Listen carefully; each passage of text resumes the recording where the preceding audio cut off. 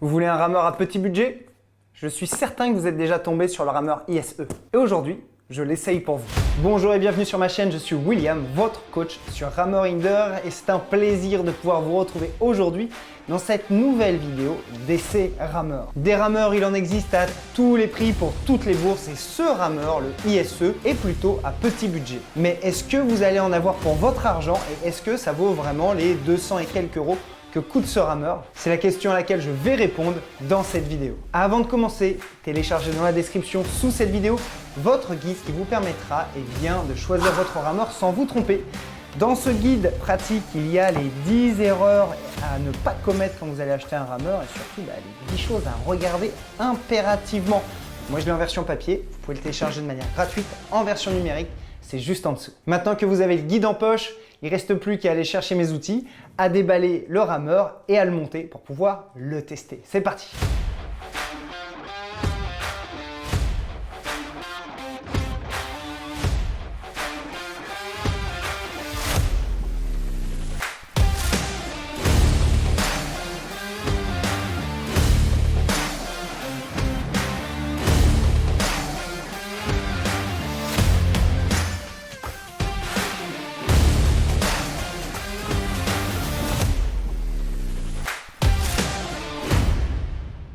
Il m'a fallu environ 30-35 minutes pour monter ce rameur, alors rien de bien compliqué pour le monter. Pendant que je l'ai monté, j'ai regardé chacune des pièces pour voir s'il y avait des défauts.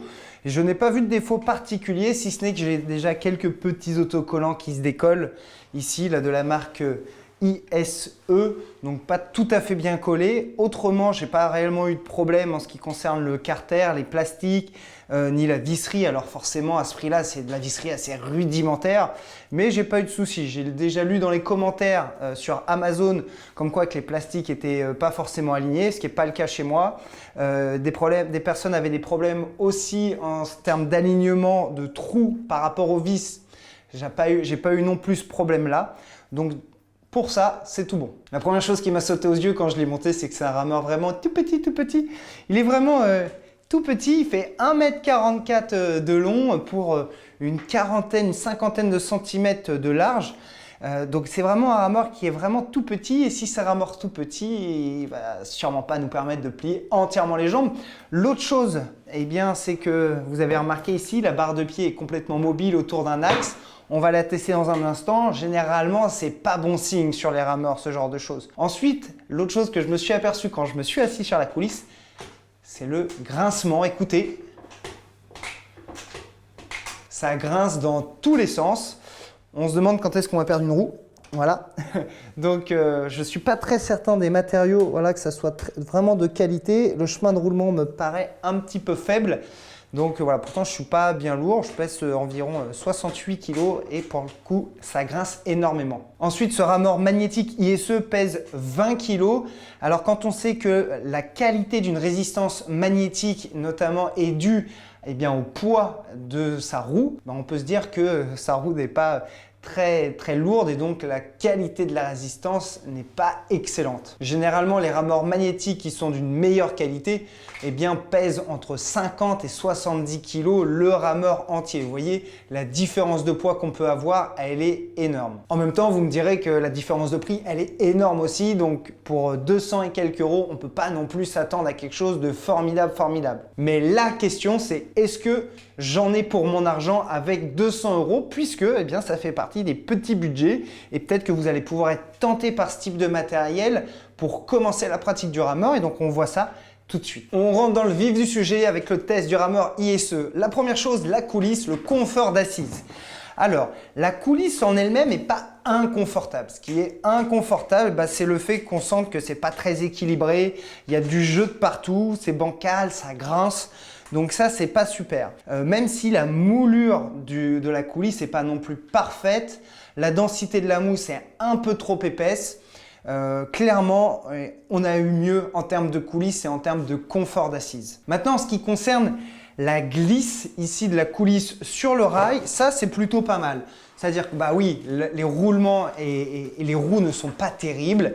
Par contre, le profilé aluminium apporte un confort dans la glisse Et donc ça, c'est plutôt bon. L'autre chose que je remarque, c'est que la différence de hauteur entre l'arrière et l'avant est assez cohérent. C'est pas trop surélevé par rapport à d'autres modèles qu'on a déjà pu essayer qui sont beaucoup plus hauts et du coup ça crée un petit inconfort quand c'est vraiment trop haut. Là, c'est juste ce qu'il faut, donc c'est plutôt pas mal. Donc un point positif pour le rail. Passons à la poignée. Alors un petit point de particularité sur la poignée, c'était la première fois que ça m'est arrivé. C'est-à-dire que quand on monte la poignée, il faut monter cette poignée-là, il faut l'installer. Donc on a un tube avec déjà un morceau de caoutchouc autour et il faut installer le deuxième morceau.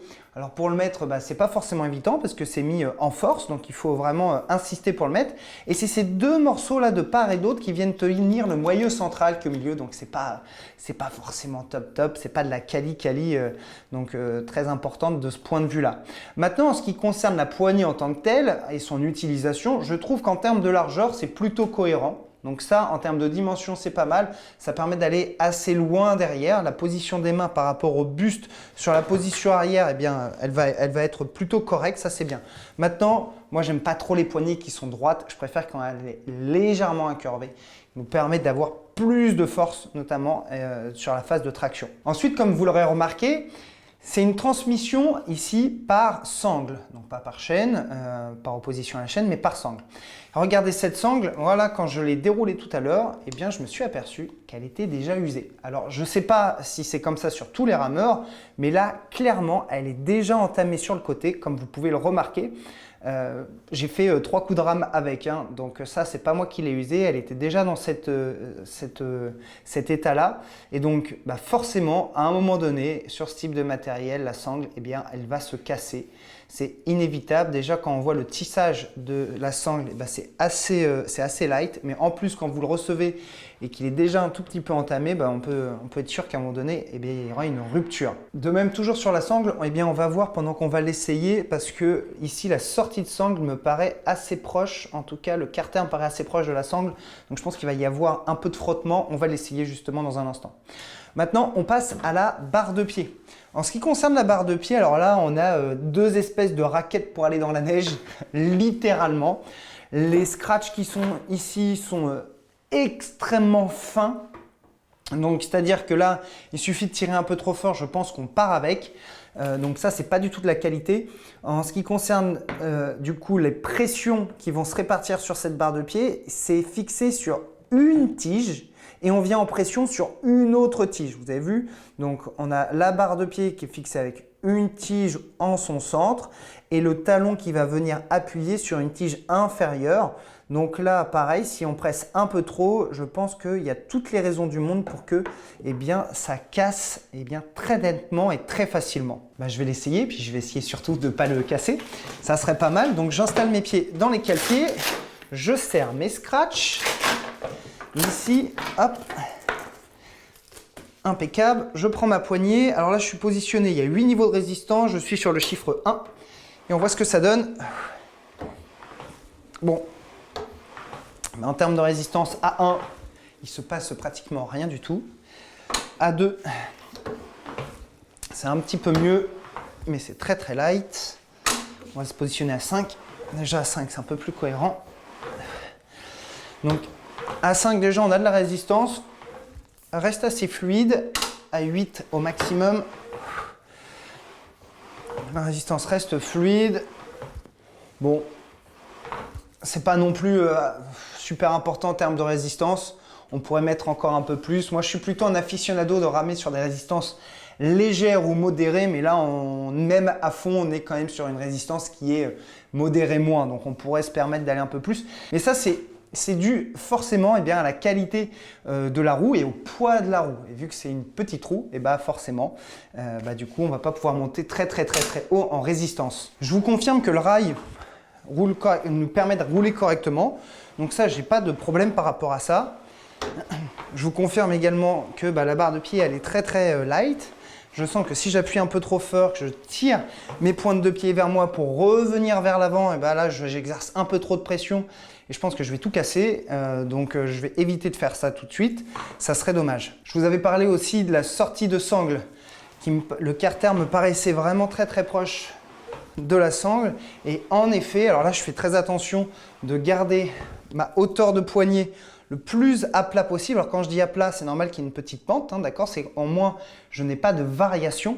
Par contre, si j'ai ma poignée qui descend un petit peu, je vais venir toucher le carter, le bas du carter ici. Et donc du coup, je vais venir râper systématiquement ma sangle sur ce carter, endommager la sangle et à un moment donné, forcément, elle va casser. La plupart des messages que je reçois d'ailleurs sur ce type de rameur, ce qui casse en premier, c'est la barre de pied et en deuxième, c'est la sangle. Donc forcément, dès l'instant qu'il va y avoir des frottements supplémentaires, la sangle va s'user davantage. Si vous suivez ma chaîne, vous savez qu'un des critères très importants pour faire du rameur de qualité, c'est de pouvoir ramer dans une grande amplitude. On teste ça tout de suite. Alors, ramer dans une grande amplitude, ça signifie pouvoir replacer les bras, le dos et de pouvoir venir plier entièrement les jambes. Bon, là, visiblement, je ne peux pas plier les jambes. Et certains me diront, oui, t'exagères, tu peux plier entièrement les jambes. Ok, donc ça veut dire qu'on change de technique.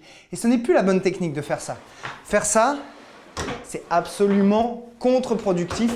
Ça ne sert à rien, on ne met pas plus en jeu de groupe musculaire dans cette position-là. Et surtout, on ne fait plus du rameur, on fait un mouvement. Mais ce n'est plus du rameur. D'ailleurs, si vous voulez en être persuadé, regardez l'une de mes vidéos pour bien débuter sur rameur.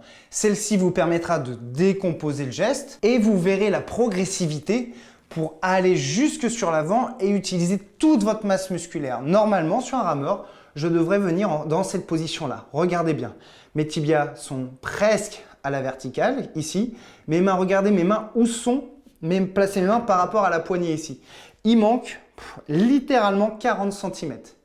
Donc finalement, ce rameur serait peut-être pas si mal si la sortie de sangle était située 40 cm plus loin devant. Mais il est fort à parier qu'il soit plus à 200 et quelques euros. Donc finalement, pour un petit prix, on ne vous vend pas réellement du rameur. Ça ressemble à du rameur, mais le rameur, c'est un appareil qui permet de travailler 80% de la masse musculaire.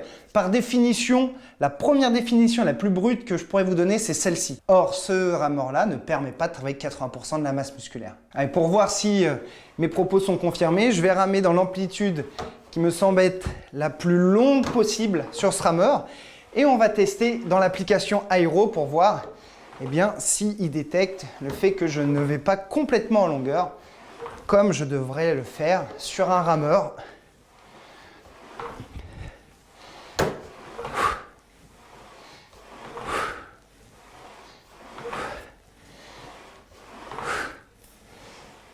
Alors, Aero est un logiciel qui permet de détecter le mouvement. Il vous permet d'apprendre le mouvement correctement sur rameur pour éviter au moins les 12 grosses erreurs sur rameur. Sachez que si cette erreur est détectée, le fait de ne pas aller assez en amplitude, à ne pas avoir les tibias à la verticale et de ramer dans une grande amplitude sur l'avant, vous n'avez pas d'autre choix que de changer de matériel. La plupart du temps, c'est une erreur induite par la qualité du matériel. Donc forcément, 100% des personnes qui utiliseront ce matériel-ci, l'erreur sera détectée sur Aero. Maintenant, on va tester sa stabilité et on va voir si en montant la cadence, j'ai pas de soucis et si mon rameur ne se déplace pas. C'est parti!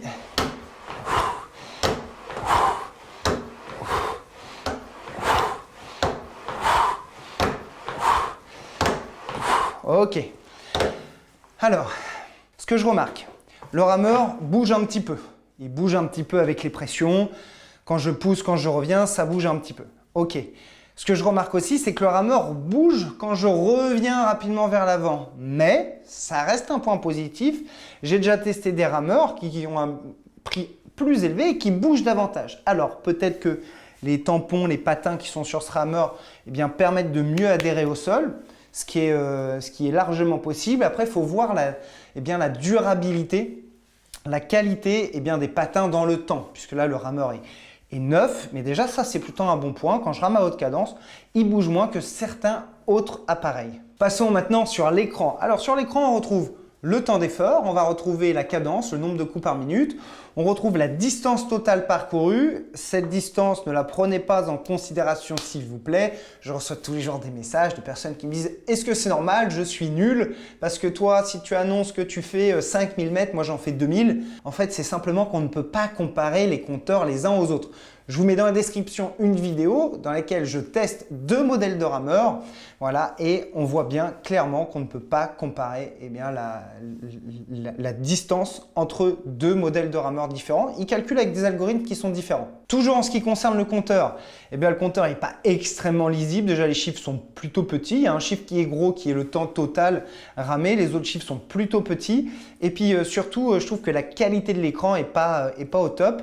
Alors, rien de bien inquiétant. Alors, c'est normal pour un rameur de cette catégorie de prix que le compteur ne soit pas au niveau. Sachez que lorsque vous achetez des rameurs petit prix, la première dépense retirée, le premier coût de production retiré, ça va être la qualité du compteur.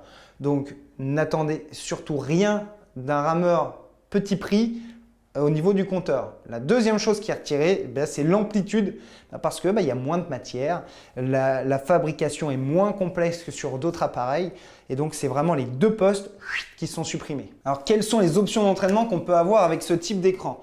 À vrai dire, cet écran n'est pas connectable et une fois de plus, je vous dis, on ne peut pas utiliser vraiment les données. Donc, la seule chose à faire, d'ailleurs qui est plutôt bien, c'est de suivre mes vidéos dans lesquelles moi je vous explique comment ramer et on n'a pas besoin du compteur. Dans ma pédagogie, dans ma méthode, on va décomposer le mouvement et ma promesse, c'est de faire en sorte qu'on ne va jamais s'ennuyer et de session en session, on va progresser. Donc, même si vous avez ce type de rameur, vous pouvez me suivre. Par contre, il est évident que vous ne pourrez pas ramer dans les grandes amplitudes. Il est évident qu'il y a certaines consignes que vous ne pourrez pas appliquer. Mais vaut mieux à la limite commencer avec ce type de matériel si vous avez vraiment un budget qui est vraiment très bas, plutôt que de ne jamais commencer. Mais si vous êtes en capacité de pouvoir au moins doubler ou tripler votre budget, on parle de 200 €, donc de passer de 400 à 600 €.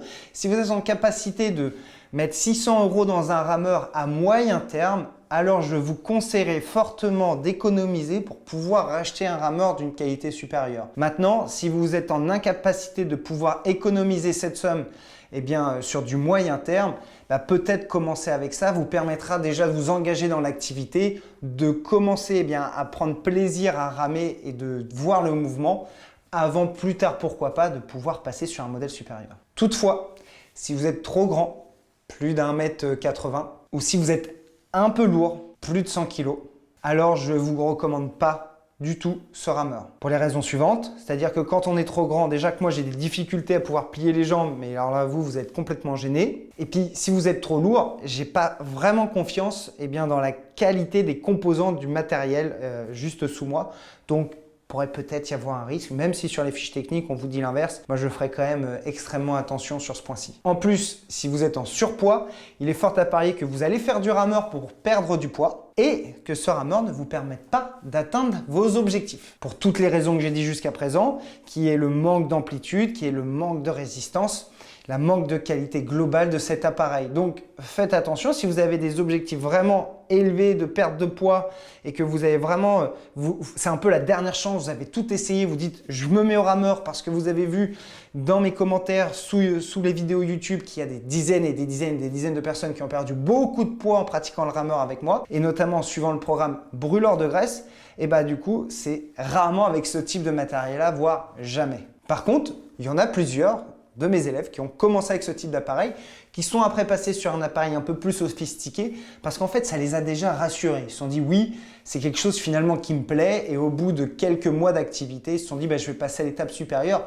pour réellement avoir des résultats, chose qu'ils ont eu et du coup, vous pouvez peut-être faire la même chose. Pour récapituler, ce rameur, il est fait pour les personnes vraiment qui ont un petit budget et qui ne peuvent pas se permettre de tripler le budget ou de le doubler dans les mois qui viennent. Vaut mieux commencer par quelque chose que de ne rien faire. Toujours pour résumer, si vous êtes une personne qui veut se mettre au rameur pour perdre du poids, n'attendez pas des résultats exceptionnels avec cette machine. Vous allez forcément être limité dans le temps. Si vous êtes une personne de plus d'1,80 m, faites une croix sur cette machine. C'est pas possible. Également, si vous êtes dans le cas de figure de vouloir utiliser cet appareil pour pouvoir évaluer vos scores, pour pouvoir vous challenger ou pour pouvoir faire des challenges connectés avec d'autres pratiquants de rameur, oubliez, ce compteur n'est pas du tout fait pour ça. J'espère que cette vidéo vous aura permis d'évaluer ce matériel, que vous pourrez prendre votre décision d'achat en toute connaissance de cause.